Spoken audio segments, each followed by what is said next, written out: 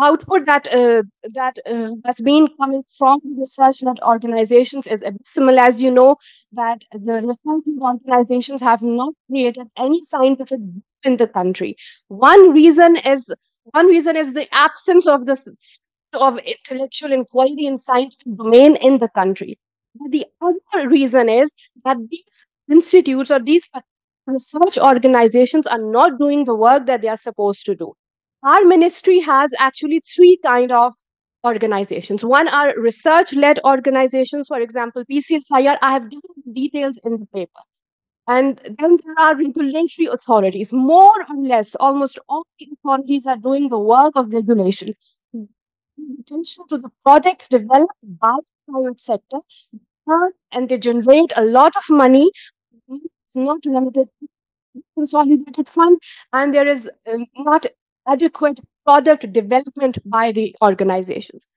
So there are a lot of challenges that are being faced by the ministry. So, as the objectives of the study was earlier discussed, the idea is to understand that when these autonomous or public sector enterprises are actually enacted, they are those helping organs for that ministry, which are not placed in that ministry, but they're supposed to do the same jobs or kind of support to the main ministry. So, what Isa has discussed so far is in terms of the structure, their affiliation, and how they are working. But my task was to actually look into the financial implications of these. And remember, as a student of public finance, we know that all the actions actually finally converts into the finances, and we understand from that that what are they trying to achieve and how they are trying to achieve. So this is a kind of a model which we are trying to elaborate. So as Isa mentioned, that it's not a small uh, financial affair in terms of resource provisioning. In 2018-19, it was close to 8 billion, which has increased to more than 12 billion in the last fiscal outgoing year. And we are sure that as the trajectory is, it's going to further escalate if they're not reformed. And this is what I think at the conclusion, Isa would also explain that without having a constant reform, thinking through that where are the needs of change and how it needs to be changed, these organizations are not serving the purpose. We reviewed the previous literature on the public sector projects, and on the basis of that, we did the our methodology was like from the secondary data from the official documents, planning commission, literature, and some reports of IMF. And then we did an expert group, or we can focus group discussion on the basis of that. We have given some recommendations, and we have proposed a framework. As I said earlier, that literature in the literature it's underexplored.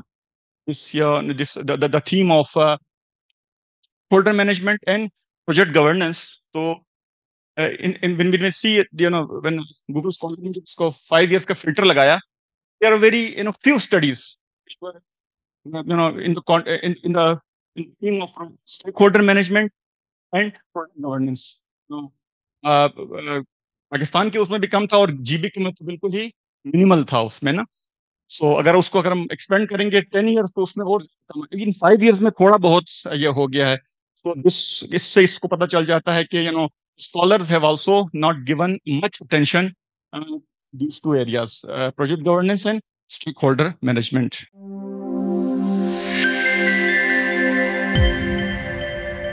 There are 4 presentations. कोई बहुत ज्यादा fiscal management की बातें नहीं हो रही.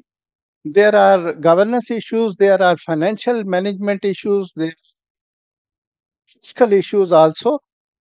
We will start with the first paper by Dr. Aiza Sattar. उनके साथ होंगे डॉक्टर महमूद खालिद. उनका नाम नहीं आ रहा, लेकिन मुझे पता है कि महमूद खालिद साहब की भी इनपुट इसमें बहुत अच्छी है. तो I will invite Aiza Sattar to make a presentation. 15 minute तक आप बोल सकती हैं. Governance, structure and flaws within case study of Ministry of Science and Technology and its public sector entities. Over to you. Hello, assalamu alaikum. These days I'm serving at the Ministry of Economic Affairs. So, Ministry of Science and Technology was my ministry when I started the research, and I was there for 3 years. Topic of our research was the governance structure and flaws within case study of Ministry of Science and Technology and its public sector entities. This study was endeavored to be a telescopic version of of the federal government and of the flaws that are encountered by by the government in administering ministries and their autonomous bodies. So this will be the sequence of my presentation. First, I'll give you a slight introduction of the project or the paper, the purpose of the study, then the research methodology, some kind of literature review will also be presented, and findings and discussions and conclusions and recommendations. We do a thematic analysis and budgetary analysis of the organizations that have been a focus of the study.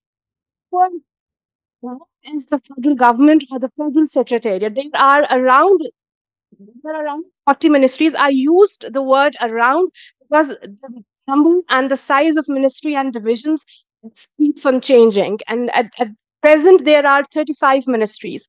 And a report by the Institutional Reforms Cell, headed by Dr. Ishrat Hussain, revealed that there are more than 400 public sector entities working as autonomous bodies within the public sector, and their role is ambiguous because the rules of business is the book that governs government, but that particular book does not define the scope and the domain of these particular autonomous bodies.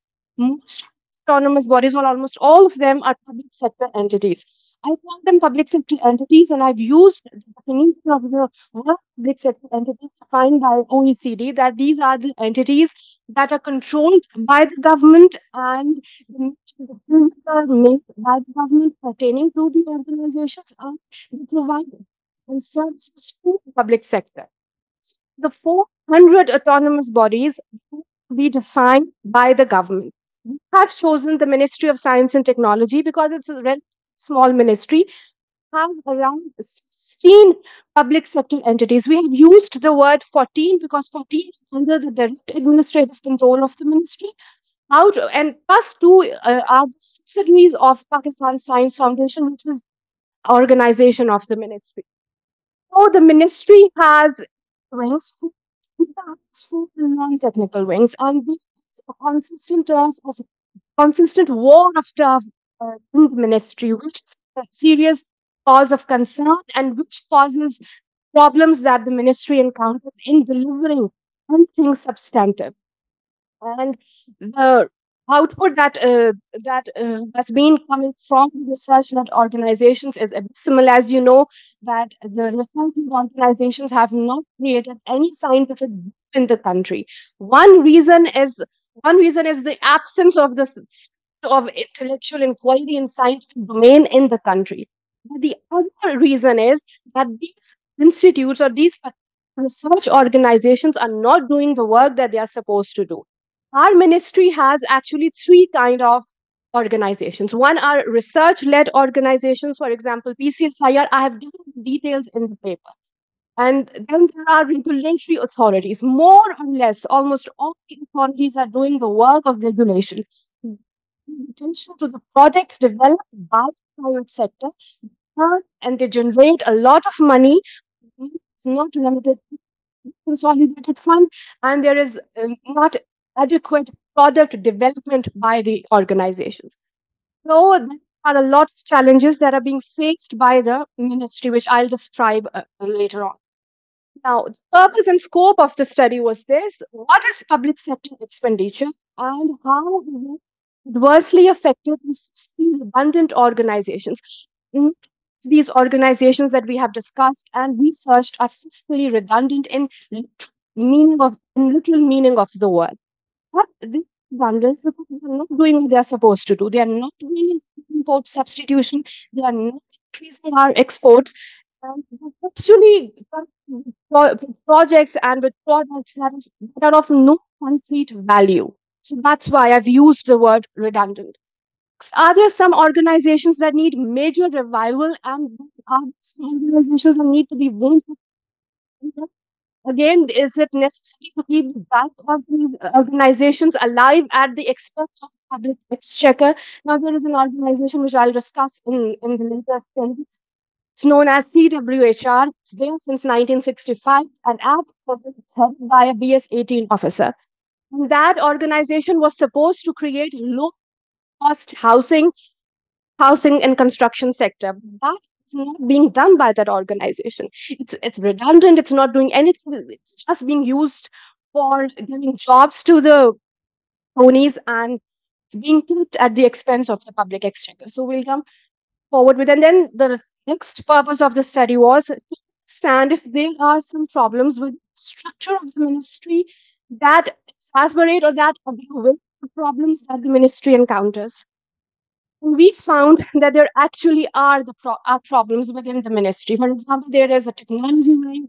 We name the wings of the ministry so as to give you an understanding.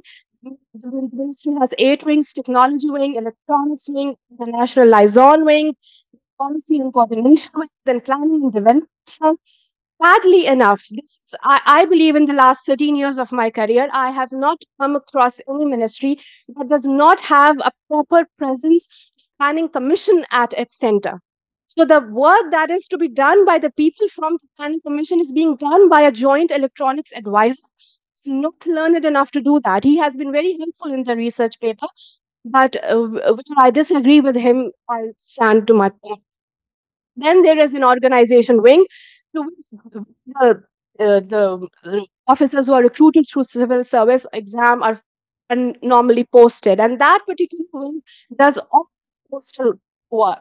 It just posts the receipts to one place to another. It does not have any significant presence in the administration of the organizations. For example, the development and the amendments of act is being done by the technology or by the electronics wing, which we are not supposed to do.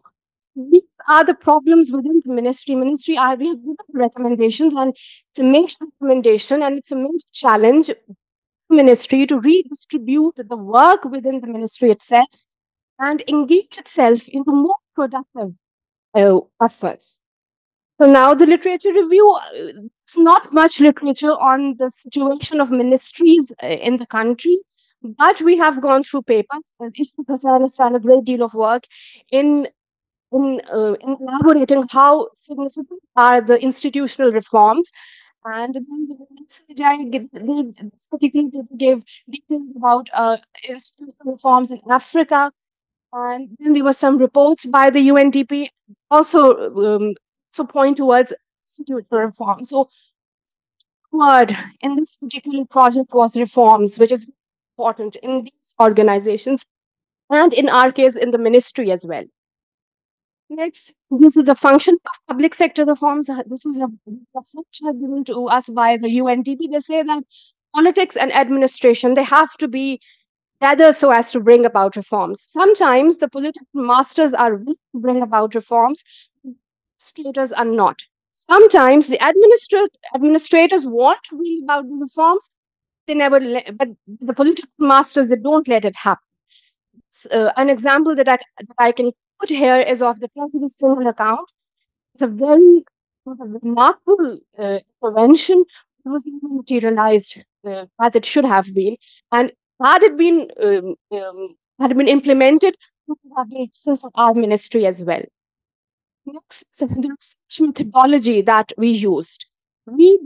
Our purpose of sampling, we divided the group of officers into groups. Now, these officers from the federal government or mainly from the Ministry of Science and Technology. Viewed officers from the autonomous bodies. We surveyed them through a questionnaire, and then we had focus group discussions, and then there were key informant interviews. I interviewed the former additional secretary of the Ministry of Science and Technology, who is presently chairman Privatization Commission, and I also interviewed Dr. Ida Manjum Khan, who has a great deal of work in privatization in the country. He holds a doctorate in that. So these were the main focus of our research. Next, this was a thematic study. It was a qualitative thematic study based on these particular themes: public sector financial management and the hurdles therein. So studied the Act and the subsequent legislations. We also studied the SOE policy 2023 and the SOE Act 2023. And we studied that how much is the willingness to bring about reforms the officers of the organizations, not the officers of the government or the federal government in particular, the Ministry of Science and Technology. Book of rules and regulations, which is absent in most of the organizations. The organizations work under the federal government, but they do not have adequate rules and regulations to administer their HR, to administer their finances. So this is a limbo that we dealt with. Now the understanding of the scope of organization, and then the most important thing that we try to fathom out, and which is never easy to understand, was the moral and intellectual integrity of the officers of the government. Either they were from the autonomous bodies or the public sector entities, or from the federal government. McCarthy, in one of his speeches, said that what we need civil servants is not only intellectual integrity, but the utmost moral integrity as well. So all of these organizations are resource rich. So what happens is that when somebody tries to bridle them up, they come up with different templates and don't let the reforms happen. Now we'll go. So now this is the graph, and this explains the understanding of the rules and regulations of the officers. It was about 50%. Understanding of the scope was adequate, and then moral and intellectual integrity. I've been very kind to the officers of the government. They were around 50%, and then officers of the organizations. And this is the graph which you can see. Their integrity was more than the moral integrity of the officers of the federal government. Why? We'll discuss this in the findings and discussion. Now I'll request my co-PI, Dr. Mahmood Khalid, to please come and present a budgetary analysis of the organizations. So, as the objectives of the study was earlier discussed, that the idea is to understand that when these autonomous or public sector enterprises are actually enacted, they are those helping organs for that ministry, which are not placed in that ministry, but they're supposed to do the same jobs or kind of support to the main ministry. So what Isa has discussed so far is in terms of the structure, their affiliation, and how they are working. But my task was to actually look into the financial implications of these.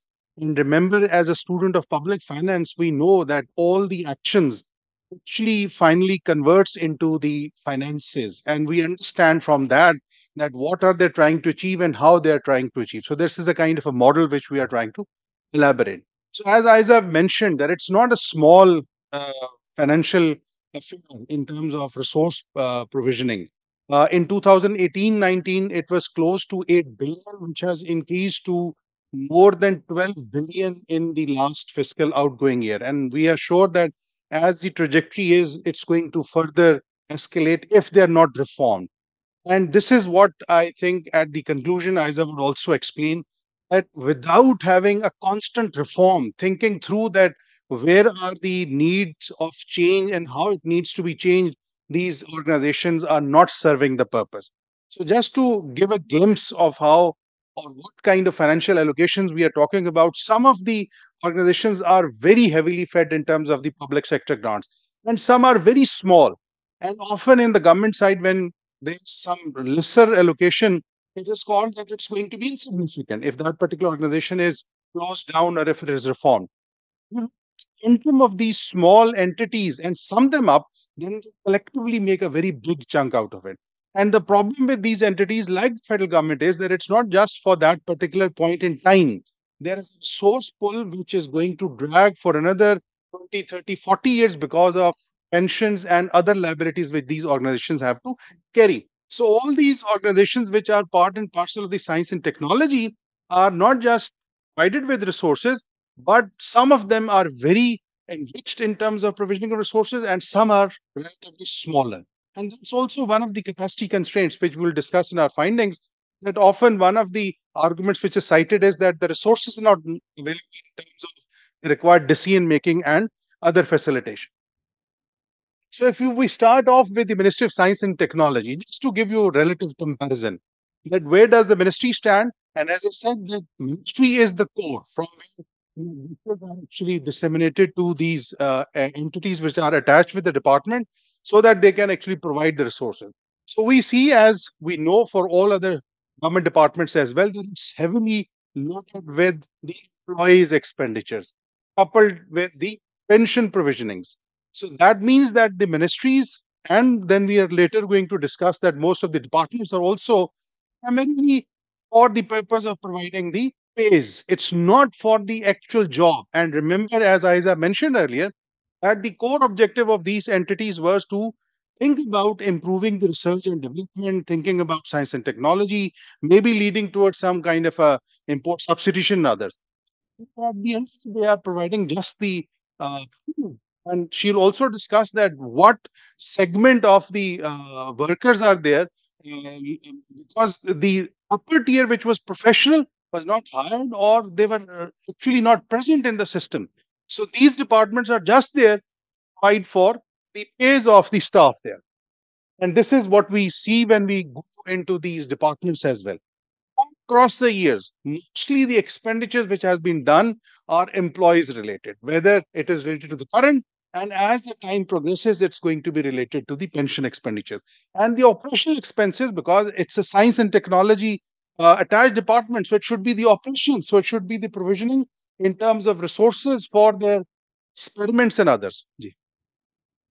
Transfers are basically items which are unilateral in the sense जैसे मिसाल के तौर पर आपने किसी को waiver दे दिया कोई और ऐसा expense है which has nothing in transfer of that, whereas all other expenditures are creating public assets. Transfers are generally one sided और वो सिर्फ grants के तौर पे दिए जाते हैं, उसके against कोई आप activity या कोई asset purchase नहीं करते. जैसे मिसाल के तौर पर कोई डिजास्टर कहीं पे आ जाता है तो it will always have a transfer. There is no recurrent asset which is created on type of that. So the ministries also have a large portion of the transfers which are abandoned in that. ये PCSIR का set department है ना, इसमें जो है वो directly मेरे ख्याल जो स्कॉलरशिप्स और वो पार्ट नहीं है. जी जी जी जी PSF का तो बेसिकली ऑब्जेक्टिव यही. जी इसी तरह when we go into the CWHR, again it is primarily the human related or the employee related expenditures, and what is required is the actual development budget in terms of the operations that is totally missing from the system, whether it's the PCSS, PCST or any other. Now, when we go to the development budget, amazingly, it's not a small amount. If you look at the total amount which has been given in the last 5 years, it's close to 2.3 billion for the PCSIR, and there are smaller grants also for other departments. So the sum total, it's quite significant. So the resources are provided, but again, it's not for the purpose. It's for building for maybe construction of certain assets which are not directly linked with the objectives of that particular entity or the ministry. उस organisation ने आपको जो given amount है या allocated amount है उसका कितना portion use किया, तो वो रिफ्लेक्शन जो रिजल्ट्स की आप देखना चाह रहे हैं ना, तो वो तो कभी नहीं आएगी. आप काइंडली मुझे जरा अगर वो दिखा सकें कि allocations versus expenditure, that will show the capacity of the ministry. उसमें जो नहीं sir, I take his point, and that is actually provided in the report. I agree with this point. वो चीजें चल रही है ना, जैसे वो ऐजा ने मेंशन किया पीएफएम 2019, अब उसमें भी मैं ये जानना चाहूंगा कि पीएफएम एक्ट का हाँ कौन सा चैप्टर है जो आपने इसमें फाइनेंशियल मैटर्स में देखा, वो भी कहेंगे आप थोड़ा बताइए. Lastly, as I mentioned that there was a number of departments portfolio, whether it was autonomous bodies, attached departments, and even entities which were not provided with the government grants on a regular basis, such as this Thinktank organization, which is providing the patent designs and other services. They were actually earning as well. So from that perspective, when we looked into their budgetary provisions, so over time they have improved, but in a number of years they were actually doing negative in terms of the profitability. So if you look across in terms of their financial statements, now in the last outgoing year, they had a profit of close to 21 billion. Remember, they are just there to provide for the patents and the design registrations. They are actually not creating a product. But over time, since they have reformed in terms of the fees and charges and the business model, they are also earning. But the conclusion in terms of the financial analysis is that it does not reflect the priorities of that particular ministry in terms of the operations or in terms of trying what was desired from these organizations. Remember, these are organizations set up outside the ministry, whose job which cannot be done in the ministry. So that's basically the. Okay, sir, I'll take up your question before proceeding further. I had to explain this in the findings and discussion section. Number one, as far as expenditure is concerned, most of the organizations are very independent. For example, PSQCA, they don't give the expenditure details because they don't get the grants from the government. They have the good of the situation. They have a grant in the PSDP, but they get a grant from the federal government. General amount about 2 trillion that does not go into the consolidated fund.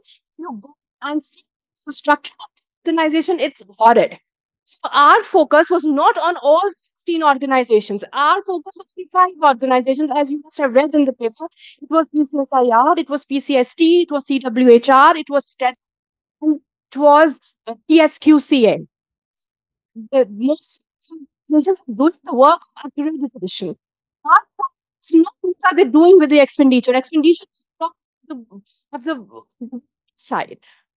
Firstly, I'm telling you that there's no sense of planning commission at the ministry, which leaves the officers which leaves the budget at the mercy of the officers. It was shit budget. I was part of the ministry, and it was for me to extrapolate the budget from them. So just imagine that. ये की बातें बिल्कुल ठीक है। मैंने कोई 35 year सर्व किया planning commission में, एंड आई नो कि साइंस एंड टेक्नोलॉजी की रिप्रेजेंटेशन कहाँ पे होती है। वहां पे इन इश्यूज से ज्यादा जो कह लें कि इश्यूज है ना, वो गवर्नेंस के इश्यूज हैं।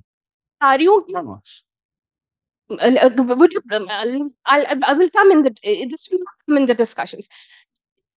आपने पूछा ना, it's a section. It's section 36 of the PFM Act. This is a serious lapse, not on the part of the Ministry of Science and Technology, sorry to say, but on the part of the Finance Division. This division was supposed to prioritize entities into either research entities or regulatory authorities or enterprises. To date, it has been more than 4 years, but Finance Division has not categorized them. Now, categorization is SOE Act, which is quite different from the categorization of which I am talking about. So that is my recommendation.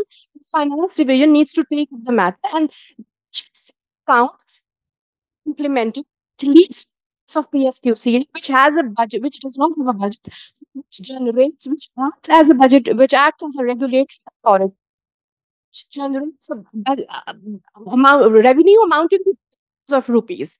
This is a recommendation. Now, there's lack of vision.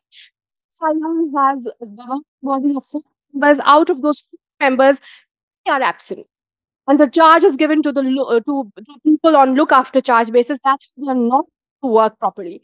When this is a resourceful organization, the project amounting to product development. So our recommendation was that based investment in the PCSIR so as to revitalize the organization.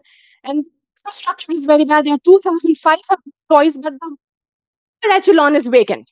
So this creates a chaos in the organization when you have 1,500 employees, but you don't have to remember science, the finance, you don't remember tech.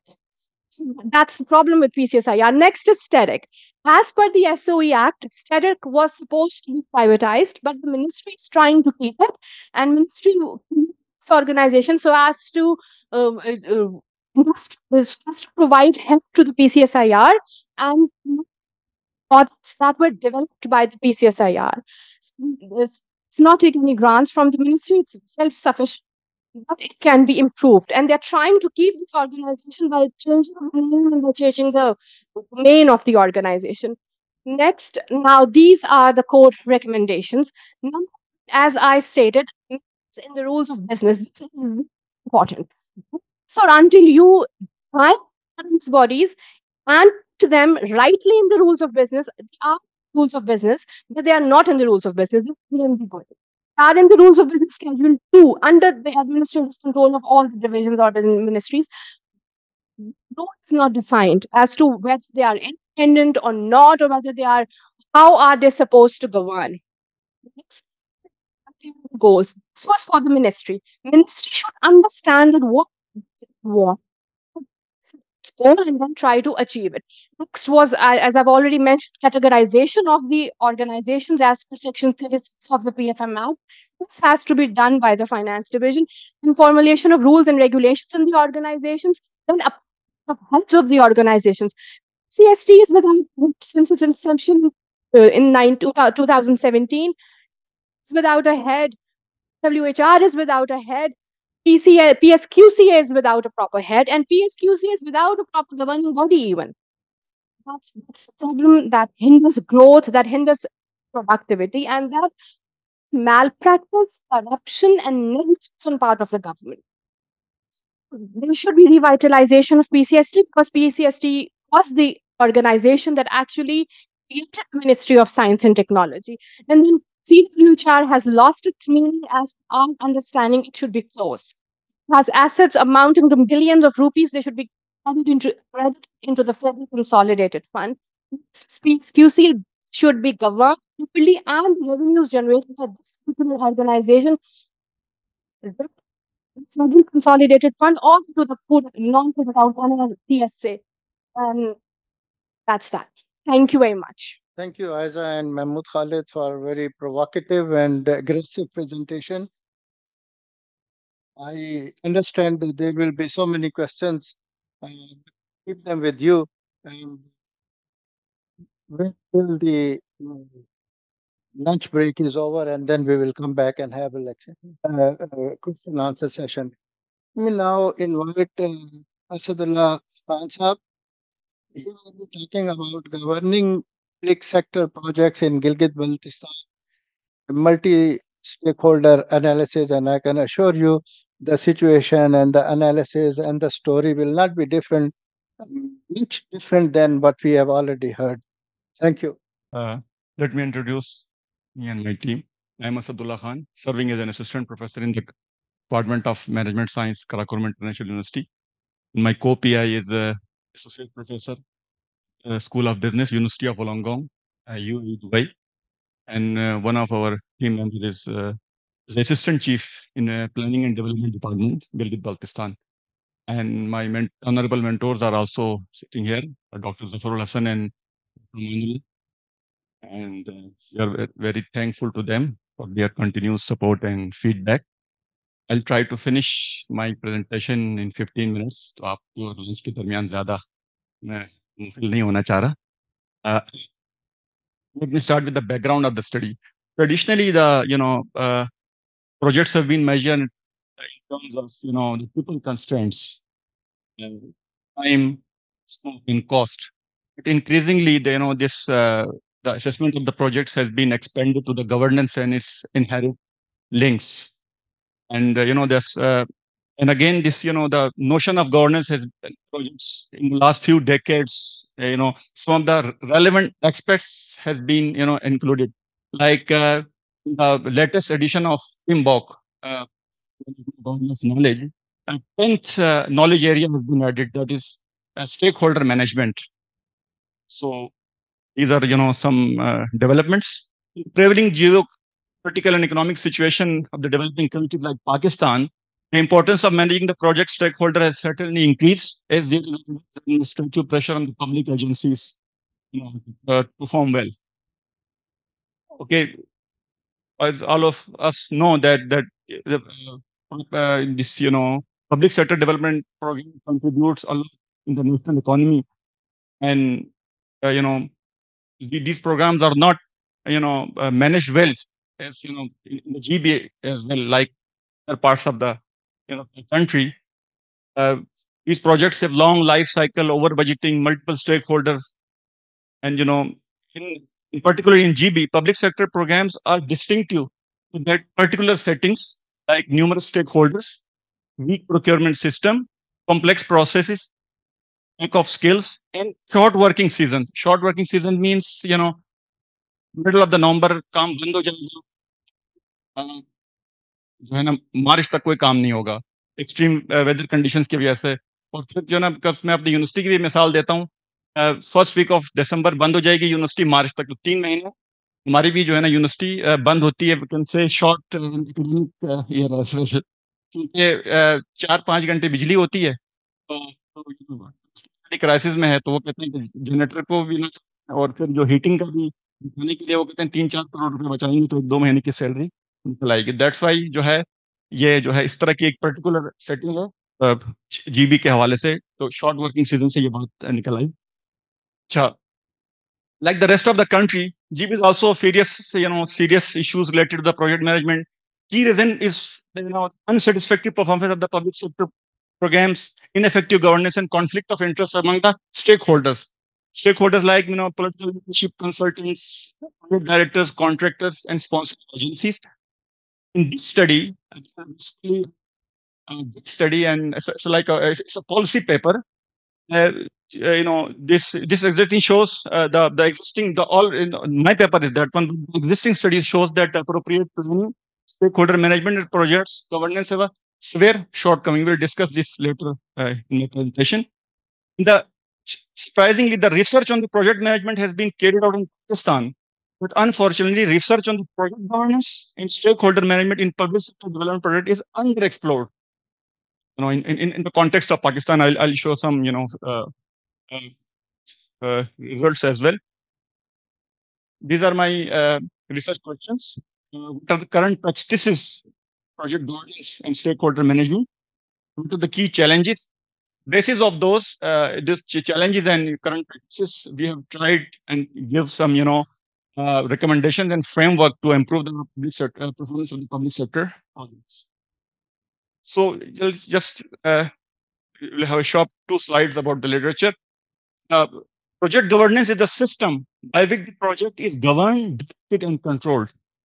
And the PMI has defined stakeholder, the person or organization which is actively involved in the project and has interests which might be positively or negatively affected with the performance or the completion of the project. Okay. I'll skip this. Literature also says that about the failure of this public sector projects, poor performance, due to the lack of vision, inappropriate planning, weak governance, blurred scope. Okay, so I'll jump into my methodological framework. What we did, we first reviewed the existing literature, project governance and stakeholder management, and we reviewed the previous literature on the public sector projects. And on the basis of that, we did the our methodology was like from the secondary data from the official documents, planning commission, literature, and some reports of IMF.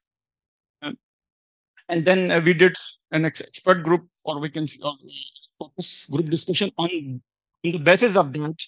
We have given some recommendations, and we have proposed a framework. I have discussed this methodology. I'll jump into the findings. As I said earlier, that literature in the literature it's underexplored. The theme of folder management and project governance. So when we see it, when Google Scholar ने इसको 5 years का filter लगाया, there are very few studies which were in the theme of stakeholder management and project governance. Pakistan के उसमें भी कम था और GB के में तो बिल्कुल ही मिनिमल था उसमें ना। सो अगर हम एक्सपेंड करेंगे 10 years तो उसमें और इन 5 years में थोड़ा बहुत ये हो गया है। तो इससे इसको पता चल जाता है कि scholars have also not given much attention these 2 areas, project governance and stakeholder management. और practitioners की तो फिर हम आगे बात करेंगे, वो तो वैसे भी नहीं हुआ। तो scholars ने भी इसको didn't talk much on this, underexplored in the literature.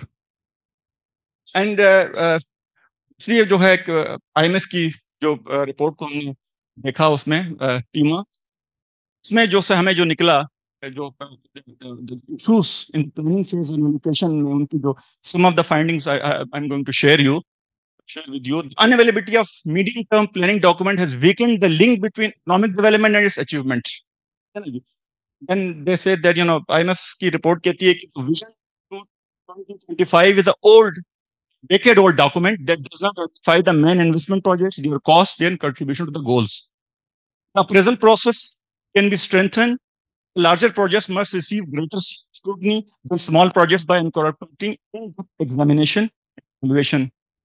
And fourth one is the large stock of approved and ongoing projects are compared to unavailable fund indicate that projects cannot be completed in due course of time. The Planning Commission estimates projects are delayed and cost increased by 2 to 3% to the original plan. Removing low priority projects will create a strong base for planning for future delivery, create space for the new projects. Strengthening recommendation यह है कि strengthening procurement and monitoring would improve the outcome of the investment projects. अच्छा, we also we analyzed 15 PSDB projects, and it was observed that all the projects have gone revisions. Some of the जो है ना उनके reasons of those जो delay हुआ और जो revisions की जो our findings are feasibility studies conducted during the initial stage to a significant increase in the scope of the work during the execution to meet the site requirement. Discrepancies in the financial phasing result and their releases. Like in power sector projects, the cost of turbine generator set escalates due to the fluctuation in the currency exchange rate, incorrect site selection contributed to the project setbacks, legal challenges arose in the acquisition process, including court cases and litigations, lengthy tendering and documentation processes coupled with delays in contractor procurement resulted civil work at site commencing much better than planned. Already time छोटा होता है और उसके साथ जो है ना lengthy trending process project तो you can imagine. Okay, these challenges have led deviation from the approved scope, cost, execution time frame, quality standards. Okay, हमने जो फोकस ग्रुप डिस्कशन किया है उसमें पीडीज भी थे, उसमें जो डब्ल्यूडी के चीफ इंजीनियर्स भी थे, प्लानिंग एंड डेवलपमेंट के भी थे, और हमने सिविल सोसाइटी से बुलाया और जो ना तो मिनिस्टर्स भी आए थे। डिपार्टमेंट में ही ये हमने फोकस ग्रुप डिस्कशन किया, तो उसकी कुछ फाइंडिंग्स में शेयर करता हूँ। ये बड़ा जो ना डाइवर्स और जो ना हेट्रोजीनियस किस्म के हमने ग्रुप्स बनाए, और ये जो है इसमें जो की एरियाज और जो इश्यूज हाईलाइट किए और उनकी जो रिकमेंडेशंस हैं I'll share. तो प्रोसेस में the issues were the complexity in approval from various departments, forums, and lengthy bureaucratic procedures. Then politically driven projects without proper planning and studies. Then I'll skip this scheme and project initiation में no proper studies for site selection for projects selection in PSDP or ADP. Lack of coordination among the various stakeholders. Political influence heavily impacts initiation. और उसकी planning phase में issues with the जो planning phase में जो उन्होंने बताया, जो issues which were highlighted during the focus group discussion was issues with even professions, drawing design, cost estimates, appraisal and approvals. Timeline for the submission and approval are not adhered to. Projects are often split into small, the pieces and, you can say components. Execution may, they said, insufficient trained HR, lengthy process, lack of skilled labor, machinery, issues with the land acquisition, and non-harmonious site boards, delay in insufficient monitoring and evaluation का जो सबसे interesting है कि GB में PND का monitoring and evaluation का अलग dedicated cell ही नहीं है। Non existence of the cell, lack of internal external monitoring comes, lack of user and beneficiary involvement in M and E. Completion का के स्टेज में जो project face delay due to insufficient funds, litigations and proper fund allocation and project closure pressures on is missing, enhancement in the scope, and quality are often required, not planned. Stakeholder management and engagement, which जो बहुत important है, इसको हमने आखिर में recommend भी किया है. Primary and secondary stakeholders are not identified and engaged at any stage. जो तो experts भी यही कह रहे हैं. Discussion में contractors are not involved. No rigorous stakeholder management and engagement strategy. तो इन्हीं के फिर उनसे हमने recommendations भी हमने जो ली, और उसमें जो है ना some of the recommendations are approval process में that said, सबसे यही बता रही थी कि simplify and expedite the approval processes and delays and hurdles को आप हटा दें. Sign dedicated project teams from of PC1 until completion, so accountability and continuity. Initiation process में वो कह रहे हैं कि conduct need analysis based on the actual needs rather than the political influence. Identify project based on comprehensive short and long term plan. Planning phase में they are suggesting that coordinate department and incorporate current inflation rates, future projections, and environmental consideration in PC1s. Train and hire professional in executing PC for the project appraisal. Execution में they suggested establish a reliable testing lab for the construction material. Employ all warehouse team to execute projects based per scope and ensure timely fund provision. Review contractor registration process based on technical and financial capabilities. Monitoring and control ka set up a robust monitoring and control system to keep projects on the trip, especially in planning and development department GB. Establish a proper monitoring unit. Can provide resource for monitoring team to establish MIS system for project tracking. क्योंकि कुछ उसमें provinces में हुआ है currently GB में. Completion process may ensure financial allocation based on the project progress. Engage stakeholder at all stages to mitigate the need. Conduct third-party evaluation for the project completion. Ensure timely submission of PC4 and PC5. Stakeholder management का जो है जो already जैसा I said earlier that PMI जो है PMOC ने भी इसको 10th knowledge area लिया है, तो इसको एड्रेस करने की जरूरत है पॉलिसी मेकर्स को. जो है suggestions भी आ रही हैं कि identify stakeholder based on influence on the projects and engage them, क्योंकि वो आखिर में कंप्लीशन के बाद उसकी प्रोजेक्ट की ओनरशिप भी ले लें. लाइक KRSP वहां पर है और दूसरे NGOs हैं, उनके जो प्रोजेक्ट्स हैं उसमें वो जो आखिर में जो है ना शुरू में इस तरह हर स्टेज पे एंगेज करते हैं वो स्टेक होल्डर्स को, तो वो उसकी ओनरशिप लेते हैं. तरीके से जो है इस तरह का कोई मॉडल फॉलो किया जाए. Ensure stakeholder management unit in ये आल्सो रिकमेंडेशन, हमारी मेन रिकमेंडेशन भी ये है कि स्टेक होल्डर मैनेजमेंट यूनिट तरफ हम जाएं, जो कम्युनिकेट करें और उनको एंगेज रखें, उनको अवेयरनेस दें. So one of the main recommendation as well. Actively engage community throughout the projects. Use social media, websites, newspaper, stakeholders informed. Engage stakeholder in negotiation and conduct meeting to address conflicts. Generate win-win situation to satisfy all stakeholders. Ensure timely administrative support to resolve dispute by stakeholders and contractors. Develop a strategy to sensitize stakeholder to all projects without vested interest. Like I gave you examples of other जो है ना बड़ा अगर हम compare अगर हम करें तो जो है ना उसको अगर हम काफी जो है ना फर्क महसूस होता है. Enhance community through councils and representative bodies. So these are issues or recommendations proposed by the in GD में. So finally the policy implications जो है जो after underpinning the literature, official documents and CG come up with these some recommendations. In identification and planning phase, projects program may be identified based on reliable data, detailed survey, research studies. Each project should have clear objective and addressing specific gaps or issues, improving relevant indicators. Projects and program must be included in annual development plan, ESDP, after only securing finances from the minimum of 2 years. और cost estimation and building codes के हवाले से the GB government must establish schedule rates for the last 3 years to ensure market-based and accurate cost estimate. Additionally, the GB government must, may develop a comprehensive building code, mega infrastructure code, minimum standard to guide preparation of PC1 document. Risk management and planning manual, a robust risk management and strategy must be inculcated or included in the manual plan to address various types of risks that may arise during the project execution. Relevant notification must be made in planning manual to ensure compliance with these projects. And project documentation and operational process के हवाले से specific time frame can be established for preparation and submission of PC document to the relevant development forum for the detailed appraisal and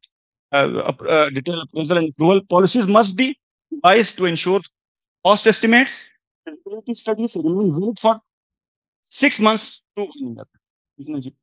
Clear guideline for the revision, modification, and time extension may be annual. Execution phase में proper project management units may be established to execute projects and programs. These PMU will include procurement, contract management strategies to ensure professional handling to the project process. Secondly, this is the last slide, please. Work or cash plan according to the scope.